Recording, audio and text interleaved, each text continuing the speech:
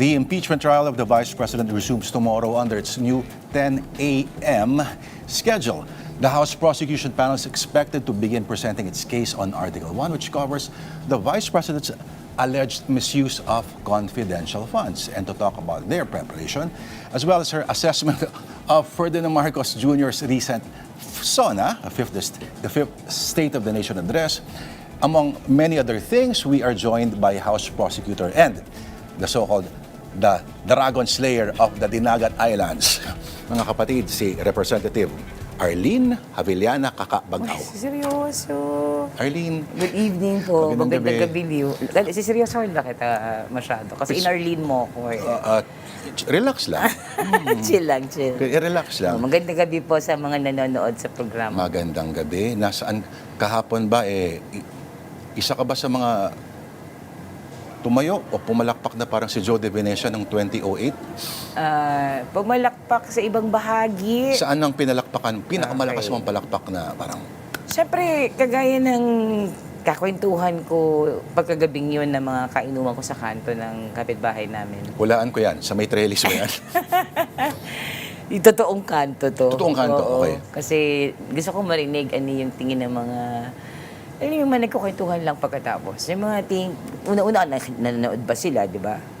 Kasi ganun ko rin ini-assess yung impeachment, di ba? Gaano ang level of interest ng mga tao. Mm-hmm. So, tinanong ko sila kung anong tingin niyo sa SONA. At isa sa parang naaliw yung mga nanood ay, for the first time, ay may binanggit na pangalan. So, parang yun ang isang mataas na level of appreciation ng mga taong nanood na hindi to ordinaryong tao, hindi lang malaki. Although part din sa usapan namin na, pero syempre, hindi pwedeng pagpangalan lang. Kasi ang pinag-uusapan natin ay paggamit ng pondo ng gobyerno. Kung wala ngang pangalan designation lang, pati yung kanilang relationship. Yung kanya pag-ibig, Pero kamag-anak. for a man who spent his life avoiding conflict, malaking bagay yun. Kailangan mo aminin yun. Tingin ko nga yun yung isa. Although hindi ko yung tinayuan para palakpakan. Kasi nga tingin ko ay bitin yon, di ba? Kasi hindi ng point, di ba?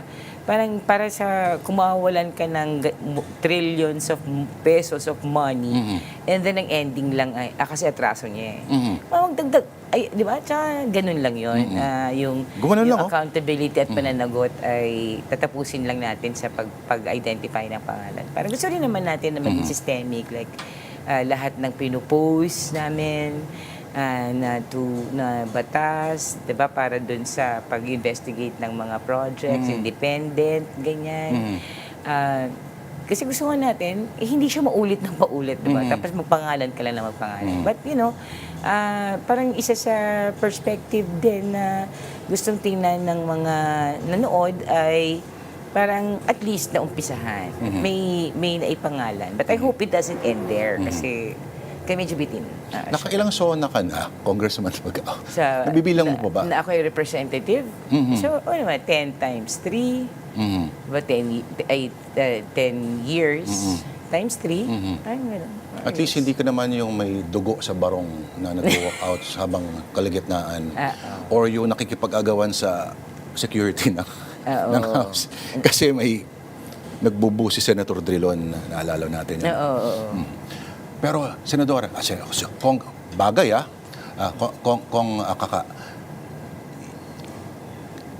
yung presence ba, halimbawa, may kinalaman ba ito sa yung dami ng LEDAC priorities? Dalawa lang ang naipasa. Supposedly, anak pa ng presidente yung dapat tumitimon doon sa inyo. Kaya nga. Kaya nga. Argumento ba ito laban sa kita ninyo? Hindi talaga nag-work ang At sasabihin ko talaga, yun ang isa sa parang kumbaga misfortune o disappointment. No? Kasi ang tagal-tagal na ng land use. Parang, di ba? At sinasabi natin na nauubos na ang bundok natin, nauubos na ang prime agricultural lands. Dinidebate pa rin natin ang land use. Samantalang, ang gusto lang naman yan establish ay frame, di ba? Para sa paggamit ng lupa. So parang, bakit? Bakit? Nasa na siya nasa third reading na siya House Ano problema? Hindi talaga pwedeng i-push na maging priority. Nasa LEDAC siya. Yung LEDAC na guide na nga lang di ba? Hindi ka na nga pinapayabang ng maraming batas. Ilang batas na Ilan nga lang lang to kailangan. eh, di ba? Kaya nga may priority eh. Hindi pwede lang unahin yun, di ba? So, Nagkasa ng wide net. Tapos Pero parang isipin kung mo, saan pang- namilit, Oo. namulot. Pang-5 zona na, tapos... So, concerned ba kayo na dineploy bigla ang isang dating... Well, maraming gumagalang sa kanya bilang administrator at lawmaker, no? Si dating Governor Joey Salceda. So, inaasahan na fast track ito. Or too late na ba yung mga bagay-bagay para sa inyo? Sa akin talaga walang late, lalo na kapag ang pinag-uusapan natin ay polisiya. Although, hindi late, no? Kundi sayang yung lahat ng opportunity na sana ay napigilan natin ito, to advance natin to. Yung threat na to na may nawala na naman ng lupa na magkasaka, may mga IPs na naman na madidisplace. Kumbaga, nasisiguro mo hindi mangyari. At tuloy-tuloy yung participation naman ng mga tao sa development. At sabihin naman nilang yumaman ng aming kooperatiba dahil hindi naman kami napawala sa lupa. Parang ganyan. Mawawala yung ganun eh, di ba? Magkikreate kasi yan ng space na maabuso, etc. etc. So, nakakainis kapag magiging salbahe ka konti. Nabait kasi ako bata. Hindi ko lang sabihin na nakaka-disappoint. Nakakainis talaga. Di ba? Nakaka-visit. Mas powerful emotion ang nakaka-visit Oo, kaysa kasi, disappointment. sige. Yung disappointment parang wala ka na magagawa eh. Sayang. Talaga, nakaka-visit. Lalo na kapag pinag-uusapan natin ay may mawawalan na naman ng lupa dahil naging subdivision. Naku. Diba? Yung ganyan ba? Old story, minsan pipiko na siguro makinig ang iba. Pero pag buhay kasi ng kapitbahay natin yan, o mga magkasakang nakilala mo, di ba? Parang hindi naman yan siguro natin pwedeng sa isang tabi. So yun yung isa talaga na malaking tingin ko ay na-miss ng administration. Yung pagkakataon niya sana na itulak, no? Yung mga priority bill sa House na defined naman, may pending bill naman, naka-third reading naman sa House yung iba. Bakit hindi talaga tinulak para meron naman talaga tayong maipakita sa mga tao na may pag-asa ito. Sinabi nyo dati na, nako, ang usapin ng political dynasties ay susubok iyan, talaga sa isa. leadership ng kasalukuyang House Speaker. Exactly. Mukhang nasa punto ka na lang ng hindi inis pero disappointment. Napapaano ka na lang, gano'n na lang ano. Pero umamin ka, isa ka ba sa mga kasama doon sa naghagik-gikan nung isang linggo nung may isang senador na nagtatalumpati Na ano? sa kanyang pagbibigay kulay sa kanyang mga komento? Hindi ako na humagi kasi kitang-kita ko sa camera. Alam mo, marunong ka pumesto ha. Kung Hindi ko sinadya. sinasadya mo ba yun? Hindi. Minsan defense na, ba't nandun pa rin si Kakao? Hindi, napuno kasi. Tapos nag-notes ako. Sinapopo ko doon sa gilid. Ayoko naman nang bumaba. Kasi gusto kong makita yung buong, pag hindi man ako on deck, gusto ko siyang makita. Kasi iba-iba naman ang task namin, no, everyday. Yeah. Yung iba sa amin nag-research, gumagawa ng motion, nagpapaliwanag sa public, at nag-appear, parang ganyan. Maliit na bahagi lang nga yung appearance, di ba? Chill na si Congressman, pero ito na yung pangalawang impeachment niya as House Prosecutor, kala nyo ba? So, kunyari, isa sa pinaka-role ko, dahil ako yung kumbaga may karanasan, ay... Oo nga, no? Ikaw pinaka-senior doon, kung tutuusin mo. Senior Kahit na siguro sila dahil sa Chelchok, no? experience. Mas nauna ka sa kanila doon, nauna ka pa maging prosecutor. Bakit Siguro parang mga diskarte, yung nagbibigay ako advice, mga ganun. ninja ka lang, ano?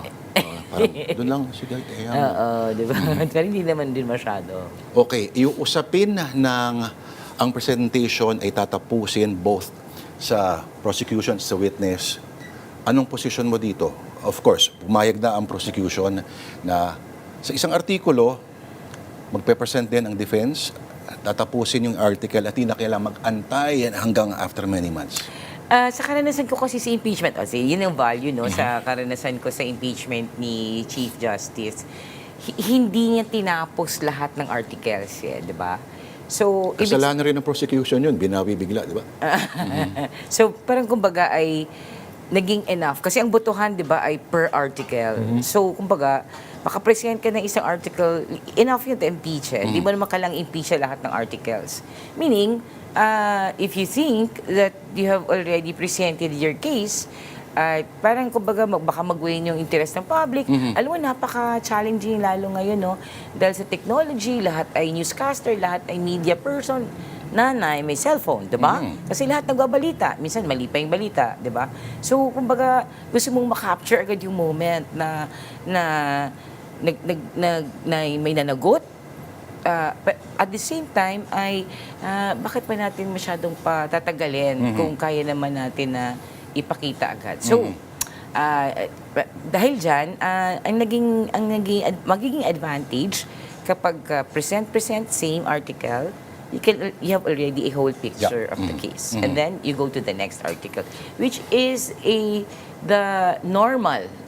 Kahit sa mga ordinaryong kaso sa korte, di ba, yung tatapusin mo yung argumentong isa bago ka lilipat Sasabihin naman, sui generis naman to, hindi naman to parang... Exactly. That's why... When the need arises. That's why nagkakaroon ng debate at nagkakaroon ng diskusyon kung ano ba ang best in terms of making the senator judges understand, in terms of yung consolidating all your evidence, in terms of making the public understand. Best ba na tapusin mo na lahat ng article sa isang side and then mag-present sila para isang picture din yun eh. Correct. Either way, parang isang picture lang. Tingin ko, magdidepende talaga yan sa how will the defense or the prosecution group look at yung magiging appreciation ng judges at ng mga tao sa evidence. Pero baka hindi na. So, ibig sabihin, pag nag-present yung defense, ipi-play ulit ng paulit-ulit yung video ng Vice Presidente na makikita natin kung sino talaga. mautak kayo, ha?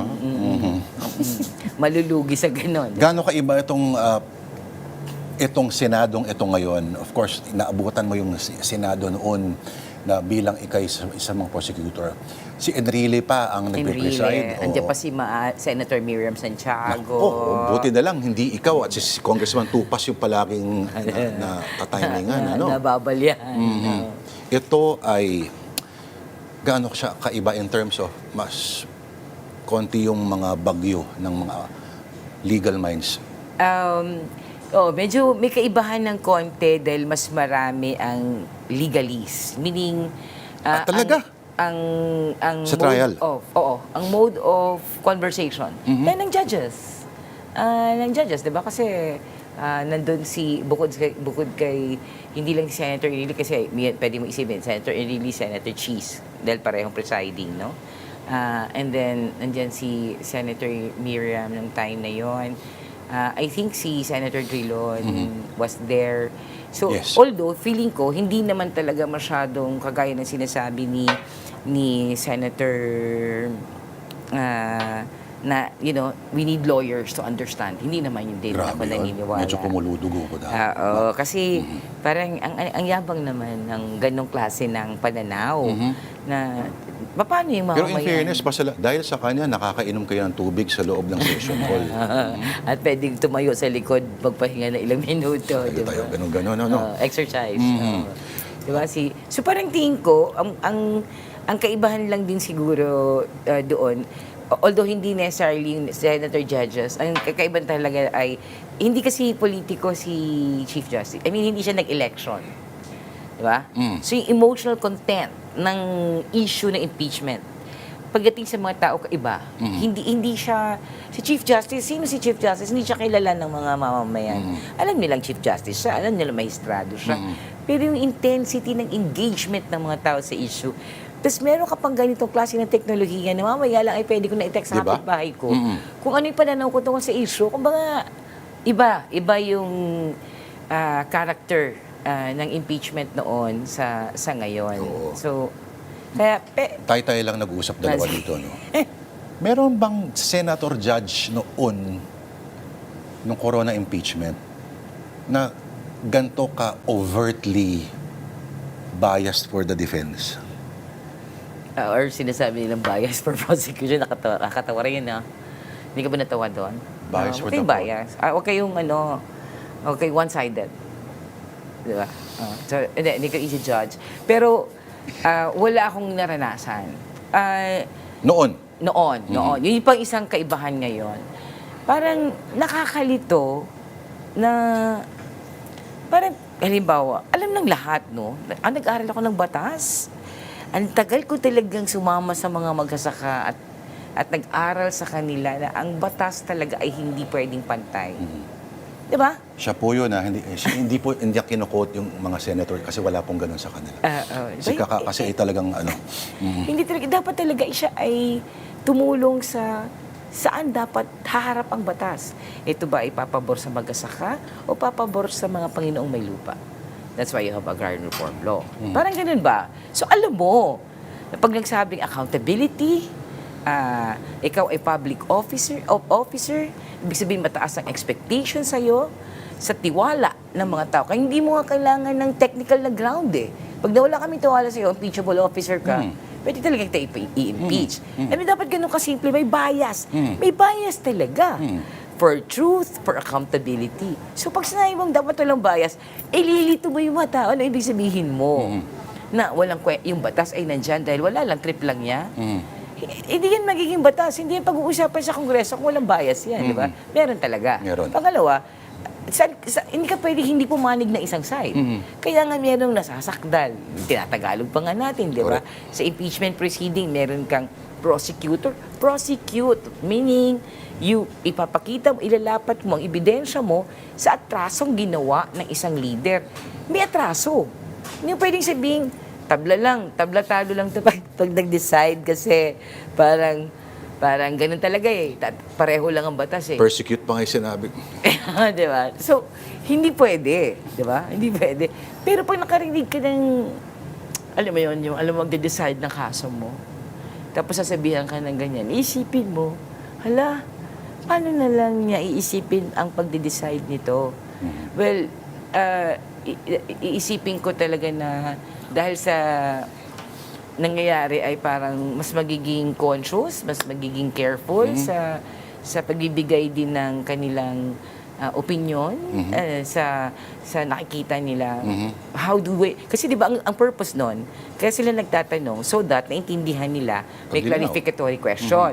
Halimbawa, hindi naging malinaw ang tanong ng prosecution or ng defense, magtatanong ako so that mag-guide ko in such a way, dito papunta yung mga argumento.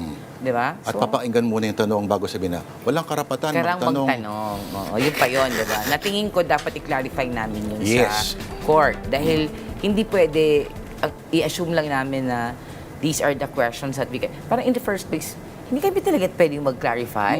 Nag-clarify lang naman eh. Kina-clarify yung tanong. Exactly. Senator Ito Judge. po ba ang gusto mong itanong, sir?